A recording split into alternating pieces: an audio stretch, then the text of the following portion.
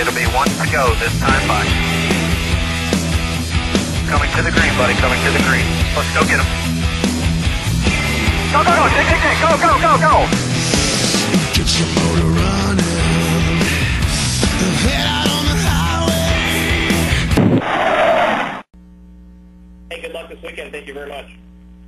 Yep. Then we'll now go to Jorge Medalca with FoxSports.com. Hi, Dale. Good afternoon.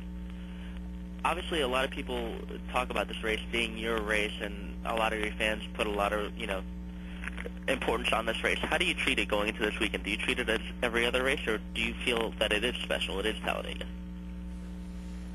Well, to me, it's special. I don't think everyone gets that sensation going into the race, but to me, it's a pretty important place, just because my family's done so well there, and the fans, the way the fans treat us there, make it exciting and make it a place you look forward to.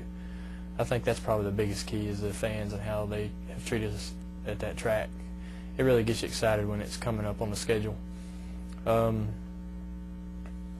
don't know. I think as far as our position now in the chase, we just kind of got to go for broke. Really throw it out there and take some chances and really take some risks. I don't know if we could take any more than we're taking now. I mean, we can only get everything we can get out of the car each weekend, but at Talladega you can, make some pretty ridiculous moves, and some of them pay off and some of them don't, but we'll just have to see what kind of position we're in on any given lap to be able to try to take advantage of some things happening around us. And to follow up on that, right now there are only 6 drivers who are within one race worth of points to the championship leader. Do you think that we're going to see less drivers, or do you think that this race could jumble everything up and level everything up like a lot of people predict? It has. I don't know if it's a good prediction. It has potential to do that. I don't think it would be wise to predict it, but because strategically, I mean, if you're looking at the guys that are in the top 5, 2 or 3 of them are probably going to finish up in the top 10 of this race. They're good drivers, and they're up there for a reason in the points because they're smart.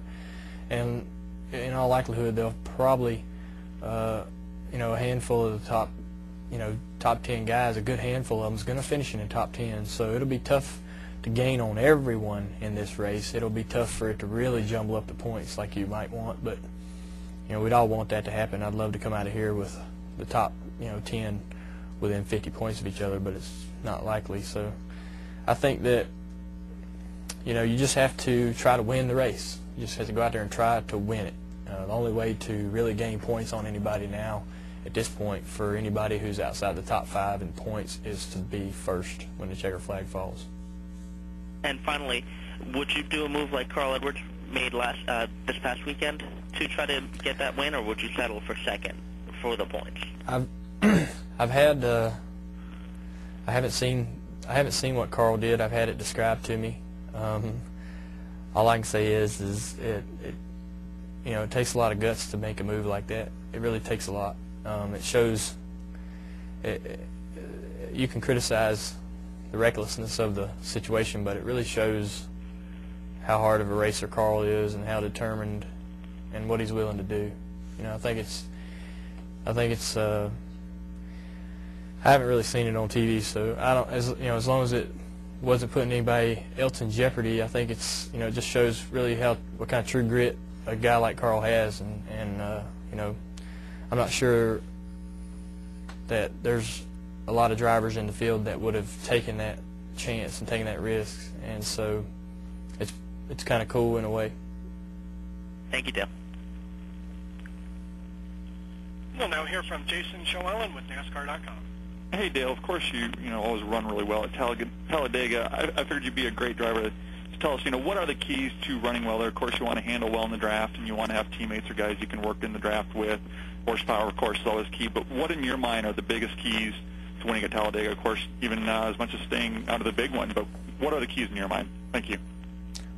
Well, the most important thing is coming out of that last pit stop, you need to be in the lead. If not, you need to find yourself into the top 2 or 3 in that first lap after the restart. You're not going to pit for tires. You're not going to go to pit road anymore the rest of the day. And you normally see a little bit of a jumbling up in the first 2 or 3 laps after a restart, and then guys kind of settle in. and protect their position, especially the guys that are in the top 5. They're not going to move around and take the chance of getting shuffled back. They're going to sit there in the top 5, hoping that they can hold that position toward the end of the race and then make a move.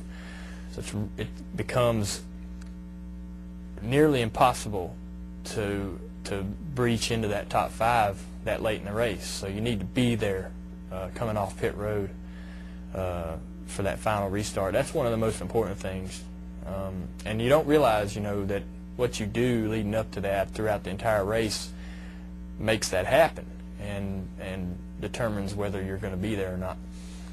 Sometimes you get, sometimes guys are racing really hard. Say I'm in the lead or running second, and guys start getting, say, we get 3 wide or something, and I back out because it's too early in the race to take a risk like that. Well, that might have been the decision that cost me that opportunity to be toward the front of the pack at the end of the race when it counts. So it's hard not to get too protective of the situation. You got to race really hard all day long, because when it comes down to that last stop, man, it's so hard to breach into that top 5 once everybody gets going, knowing nobody's got a pit anymore. The top 5 are so protective of their position. You'd like to be one of those guys at that point.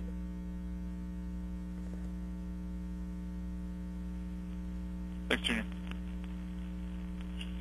We'll now go to Dustin Long with Landmark News.